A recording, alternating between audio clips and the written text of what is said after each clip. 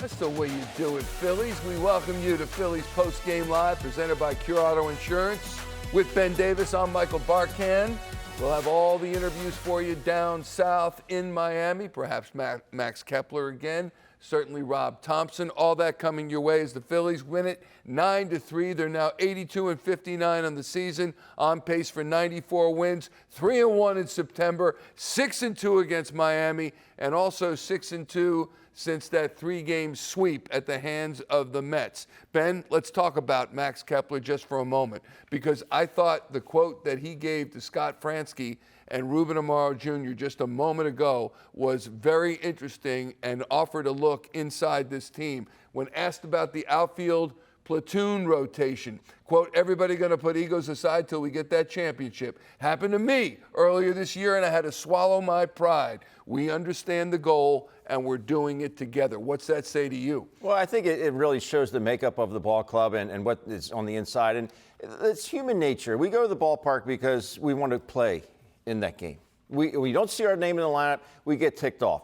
It's human nature. But I think these guys really do have that one goal. They want to win a world championship and bring that trophy back to John Middleton. And if they can do that, obviously they can put their egos aside, put them on the back burner, and just take care of the task at hand that given day. But it takes a lot for a man to say that. It's because we want to play. And I didn't like not playing, going to the ballpark, not seeing your name in the lineup, like, come on, I got to sit here for 9 innings? Yeah. You kidding me? But they were able to do that tonight, and right now this trio of outfielders are taking care of business, and there's a reason they're in the lineup. There's a reason Rob Thomson continues to put them in the lineup, because they're producing. They're almost forcing his hand to play them. Yeah, they're producing on both sides of the ball, as it were, defensively and offensively, as we saw tonight. Kind of just setting it on his shoulders and kind of walking away from his hands, and it's made a big difference. And I'm a big fan of that. Whether pitching or hitting, I think the less movement, the better. And they were able to find something with Bryson Stott, and the fact that he's no longer waggling his bat. He wasn't getting his foot down on time. We saw a lot of lazy fly balls to left field, a lot of balls that he was cutting, pop-ups to the shortstop. Now, he still will do that from time to time, but he is staying behind the baseball so much better. And the pitch that I've really noticed it on is the fastball on the inside part of the plate. He's turning on. He's no longer just trying to fillet that ball to left field. He's staying behind it. He's driving it, and the extra base hits are way up. They are way up, and you see what the Phillies have been doing. We mentioned on pace for 94 wins. We mentioned 6 of their last 8 are W's, which is great since the Mets series. And it's frustrating watching them play sometimes, because you see what's possible. And I'm not just talking about beating the Miami Marlins. They just took 2 out of 3 from the team with the best record in baseball. Yeah. So what does it take for them to play like this on a more consistent basis? Well, I think it's just more so from an offensive standpoint, the approach. The approach that I saw tonight and the approach I saw in the Brewer series can hit any pitching. It's just not trying to do as much. We saw Trea Turner tonight with his 4 hits. His average up to 305. He's just hitting it where it's pitched. A lot of these guys, opposite field hits, staying back up through the middle, situational hitting. I think they were 5 for 14 tonight with runners in scoring position, getting that job done. So it's just the approach. If they stick with that approach, not try and do a whole lot. I know the Marlins don't have the best pitching staff in the world. I get that. But you still see some of the big arms coming in later in the ballgame, 97, 98, with some good sliders. They just don't have the command. And the Phillies, exactly, the Phillies made them pay because the approach was there. And that's something I would like to see them be a little bit more consistent with. They will get these results. Speaking of consistent, how about the starter for the Fighting Phillies tonight, Cristopher Sánchez? Guys, that's something I think Zach Wheeler does so well. He's got a big frame as well. These guys that are that big and lanky, it's hard for them to repeat their mechanics all the time. This guy does it as well as anybody. You look at his numbers against the Marlins, the bottom line there, 2.60 season ERA, 0.62 ERA in 4 career starts against the Miami Marlins, and 4 out of his last 6 starts, we point out, going back to August 3rd, 1 run or less. 3 one-run starts and a shutout start. So it really was that 6-run affair against the Mets that threw everything off. It did throw everything off, but I still mentioned that ERA sitting at just 2.60. And we were talking about the numbers upstairs. To say that this guy signed a 4-year, $22 million extension, To say that this guy is a bargain is an understatement of the century. He's one of the top pitchers in all of baseball. He can pitch on anybody's team and be a top of the rotation guy. And to have him locked up for that much longer, and then there's a club option later on his last 2 years for $14 million and $15 million. I mean, this guy is a bargain. He's pitching like a $40 million pitcher. He's young, he gets it, and he goes with it, and he has confidence. And to see how far he has come, this is why Rob Thomson talks about him in volumes, because he loves it. He goes, I love him like a son. Yeah. He just, to see where he came from and what he had to go through, gets this deal, and he continues to just work his tail off, and it's nice to see the results. Career high 12 wins now for Cristopher Sánchez. I got a question for you I'm going to pose, and you know what it is. But before I do that, Pisces. Are you a Taurus? MLB hits leaders this season, and he is 2 hits behind Bo Bichette of the Toronto Blue Jays, and he is, has every chance to catch him. There's Bobby Witt Jr., Arise, Machado, that's some big-time names. And batting average leaders in the National League ahead of Sal Frelick, who the Phillies just saw, Freddie Freeman, who is a whole lot of player, Bryce Turang they saw, Nico Horner, and Ketel Marte. And the question I would ask, by the way, the Phillies have not had a batting champion since the great Richie Ashburn in 1958. That really gives you pause, because the Phils have had some hitters in this franchise. Certainly Jimmy Rollins and Ryan Howard and Mike Schmidt. They have not had a batting champion since 1958, and Trea Turner is a guy who can do it this season. It's hard to believe, and I hope he can get his second National League batting title. This would be great if he could do that, obviously, but he's got some stiff competition. But I think where he's at right now is he's in a good spot. I think he's in a good spot mentally. The chase rate is down. He's using the whole field like we just discussed. And also helps out that the guy that's hitting behind you has 49 home runs. Yeah. That helps out. Well, speaking of him, the question, Mr. Pisces, is this. Who's the MVP? And I ask you during the seventh inning update that we do, who's the MVP on this team, if not the National League? Because you've got a guy in Kyle Schwarber who everyone's talking about. You know what? He's going to push Ohtani for the MVP. Now you got a guy who's might be the hits leader, might be the batting champion, and who's literally tearing it up at the perfect time this season. Who's going to get it now? You pose a great question, Michael, and it's a tough one for me to answer. I still think of the team. I still think Kyle Schwarber's probably the MVP of the ball club because of what he's done from an offensive standpoint. And, the team would not be in the situation they are without him. Now, having said that, the team would not be in the same situation they are if they didn't have Trea Turner either. I just think that Kyle Schwarber's had a bigger impact with regards to the home runs and the RBIs. He's got an awful lot of RBIs, Michael. And this is a guy that could compete with Shohei Ohtani for the league MVP. But I just think it's awesome that we get to witness this complete package that Trea Turner brings to the ballpark every day. I think he's more comfortable here in Philadelphia. I think it's showing in his play.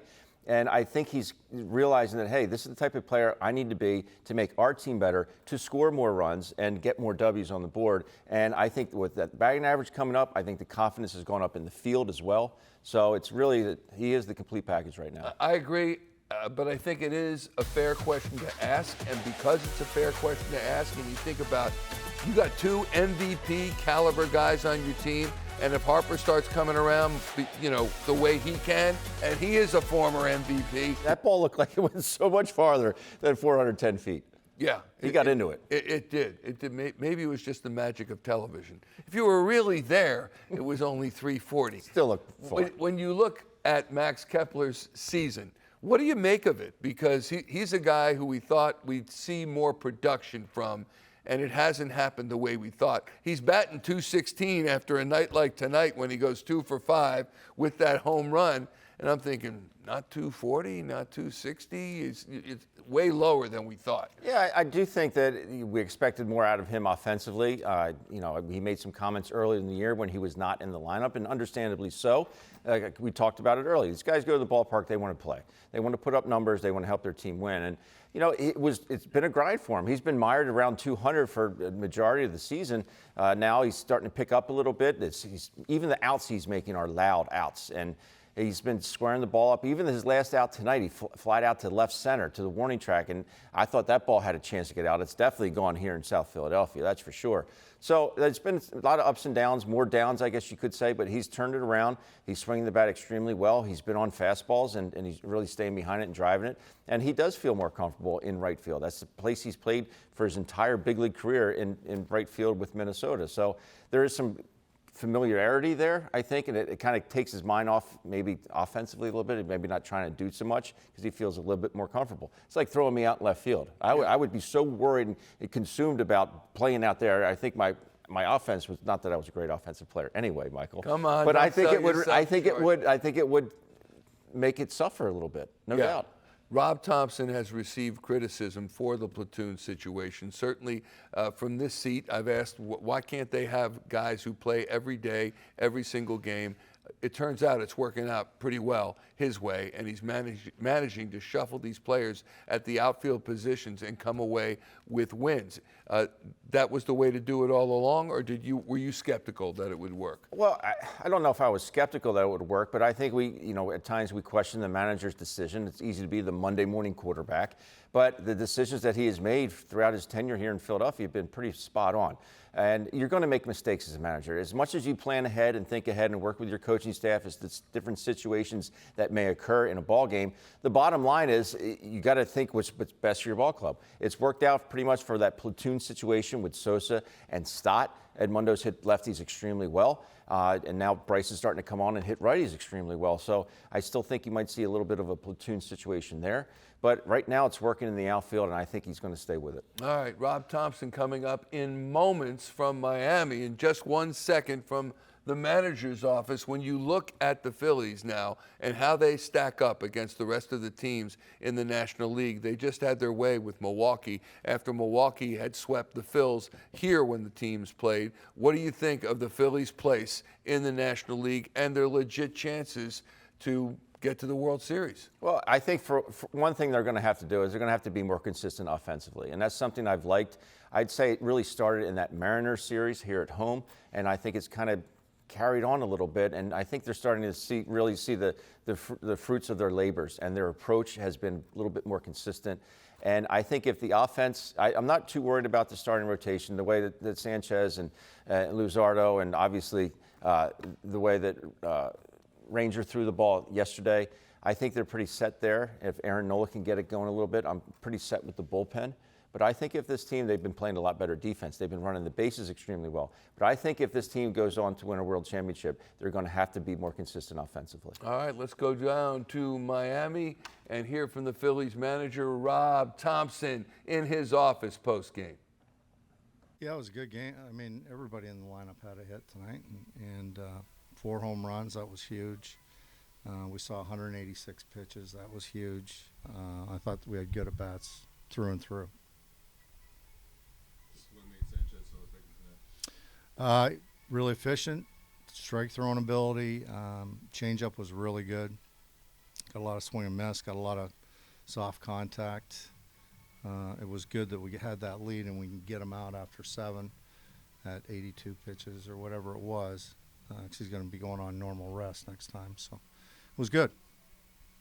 With Banks there, just getting him work, and sometimes he's a leverage guy now, and so there's when you don't have the emotion of the leverage, sometimes those guys, not that they're just not as effective. So I'm just glad he got his work in, and we didn't overtax him. He didn't throw that many pitches, so he's ready tomorrow. Marsh comes up in the 4th inning. What you talking about? Oh, what a great at-bat. Yeah. Right. I mean, does that at-bat in some ways change the game? It gives you the 4-0 lead at that point. Yeah, it really did. He just grinded it out and kept fouling balls off, and then finally got a pitch to hit and deposit in the upper deck. And it was just really one of the better at-bats you'll see. With all 3 of these outfielders, Marsh doesn't have a hit in April. Kepler, when he first gets here, struggles. You didn't have Bader. Do you just feel like it's maybe coming together at the right time for them? Well, they're having good at bats. So hopefully they keep going. But I'm going to play Nick here pretty soon, Whether it's tomorrow or not, I'm not sure. But because he's going to get the lefties from the Mets, so he's going to get some at-bats here. With that, at a time in the season where you want to be playing your best and to have that kind of production, I mean, momentum-wise, what does that mean for you? Oh, it's great. Winning the first game of the series is huge. It gives you momentum within the series. We're here to win every game now, down the stretch and stay hot through if we get into the playoffs before we get to the playoffs, if we get to the playoffs, just be on a run and get going. And it's the Phillies lineup. Look at that. That's a lot of math there, Ben. 4 for 5, 2 for 5, 1 for 5, 1 for... I mean, everybody hits indeed, and even Bryson Stott, who did not have a hit at all until the later innings of the game, 2 for 4 with a home run. But you're still seeing the bottom of this lineup is really coming into shape. I know a lot of these guys aren't happy to be hitting 8th and 9th. I didn't like hitting that part of the order, but the bottom line is the bottom of the order is really turning this lineup over, getting into the big guns at the top, and they're having a lot of success. I don't want to minimize Cristopher Sanchez's performance. Why would you? Well, because I think we have not touched on it enough. He has been solid. He's got a career-high 12 wins now. He is the de facto ace of the staff with Zach Wheeler out for the remainder of the season. And who knows, as great as Wheeler had pitched, Cristopher Sánchez is keeping pace. Yeah, he's mowing them down and continues to be that guy. And I think I think he feels like it's part of him, that he's got to pick up the slack. He's done that. Yes, he had a couple clunkers recently, but overall, the guy's been fantastic. Absolutely fantastic. And I don't care what lineup he goes up against. I know it's not the 27 Yankees down there in Miami, but they're still big leaguers, and he's got to get them out. And he was very efficient tonight, and it was nice they could get him out of there after 7 innings. 2.60 ERA for Cristopher Sánchez now. Here he is in Miami. So overall, how'd you feel to kind of be able to get through 7 and do it in low 80s in the pitch count range? ¿Cómo te sientes en general hoy? Pudiendo tirar 7 entradas y hacerlo con un poco de picheo, 80 y tanto de picheo. Bien, tratando de mantenerme fuerte. Tú sabes que estamos en la recta final ya y manteniéndome saludable y fuerte. Me sentí súper bien. Good. I mean, just trying to stay strong. We're on the final stretch, and it's just that, staying strong and staying healthy towards the end. How do you feel? Because obviously your innings are getting close to where you were last year, 2 years in a row now at that number. How do you feel in September? ¿Cómo te estás sintiendo ahora mismo? La cantidad de innings está llegando a lo que fue el año pasado. ¿Cómo te estás sintiendo 2 años seguidos ya con esa cantidad alta de innings? Bien, súper bien. Tú sabes, me he preparado para eso en los seasons y bien, súper bien. Extremely well. I mean, that's what we worked for during the off season, so we're prepared for it. I feel good. You were a couple of starts ago. You weren't thrilled with your changeup. Obviously, it was really good again tonight, as usual. Anything that you did to kind of lock that back in? Hace un par de salidas no tuviste tu mejor cambio y lo has recuperado en las últimas salidas. ¿Hay algo que tú hayas hecho para recuperar ese picheo? Eso se llama ajuste. He hecho ajuste y creo que este juego se trata de eso. That's what you call an adjustment. We've made adjustments, and that's what this game is all about. You always seem to pitch very well here. Are you very comfortable? What makes you so comfortable in this park?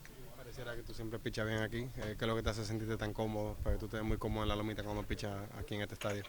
No, ¿qué te digo? Un día normal, trato de salir allá a dar lo mejor de mí. Quisiera pichar bien en todo el estadio, pero tú sabes que este juego no es así. Y lo aprovecho bastante cada vez que estoy así. It's just a regular day for me whenever I go out and pitch here. I mean, I wish that I could pitch this well in every single stadium that I go to, but, that's not the case. This is a tough game. It doesn't work like that. So I just take advantage of whenever I have this kind of performances. You had a lot of run support tonight. How's that make you feel? Mucho apoyo de tus compañeros hoy en la ofensiva. ¿Cómo te sentiste con eso? Se siente bien, se siente cómodo. Salir ahí, tú sabes, enfocarte más en los bateadores y sacarlo de ahora lo más rápido que pueda, porque ya la ofensiva está haciendo su trabajo. It feels good, and it gets you in a comfortable spot, to go out there and just try to get the hitters out as soon as you can, as quick as you can, because the offense already did its job. So that puts us in a great position always. Let's go back to the clubhouse. Here's Brandon Marsh post-game. Everyone in the outfield homered tonight. Just how good does it feel to have that type of production from all 3 of you guys? Yeah, that's pretty cool. I heard it was the first time since 23 since Philly did it, and that's pretty cool. Kepler, good at bat, Bader, good at bat, and we try to feed off each other, and we had a lot of fun today. You had some struggles early in the year, then you got hurt. Kepler had some struggles early in the year. Bader is a new addition. Do you feel like that group, you guys are kind of coming together at the right time here? Yeah, I feel like everyone, Willie and Casti as well. Willie taking Sale and way back, and Casti being Casti. That dude, he's made a career with his bat. So, but yeah, I feel like we have a really strong outfield, and I feel like we can just run anyone out there and have a really good opportunity to win. The Eagles won last night. Obviously won the Super Bowl back in February. Is that something you guys kind of take the momentum off of and try to continue to put things together for the city? Yeah, a lot. I don't want to speak for everyone, but pretty much everyone in this locker room is pulling for those guys over there across the street. So, yeah, that was a big season opener for them against a really good team. So, but yeah, we like to feed off it, and I hope they like to feed off us as well. Right now, we'll give you Dave Dombrowski and Harrison Bader signing a bat for your son underneath the stadium. That's so awesome. All's well done, that- Harrison Bader. Nice going. Nice going. Meanwhile, not nice going by that fan. Well, you know what? We understand Karen's ball. She dropped it, fell down a storm drain, which is unfortunate. But you know what? Perhaps maybe deserved. That's terrible. If that happened to you, what would you do? Would you take the ball and give it back? No. No. I don't think. The guy kind of went like, Yeah. I don't know why she thought she had the right to do that, but I don't know either. I'm just glad the kid got taken care of and everything's worked out. I agree. Here's the road ahead for your Philadelphia Phillies. We've got a couple more with the Miami Marlins, and we're going to show them to you as well. And then the Mets come in for 4 games. Basically, it's the Mets next week at Citizens Bank Park, Monday through Thursday. And then Kansas City comes in. It's a 1980 rematch. Ben Davis. Boys are playing good baseball. They sure are. And then out to Los Angeles to take on the Dodgers and then the Diamondbacks. Jesus Luzardo against one of his former teams, the one that really where he made his name against Sandy Alcantara. And when you look at Alcantara, he's a guy who's been Cy Young caliber. He has won a Cy Young in the past, but this is a guy I never thought he'd have a ERA above 5.6 ever. But the Phillies have had their way with him, so hopefully they can do that again tomorrow and win the series.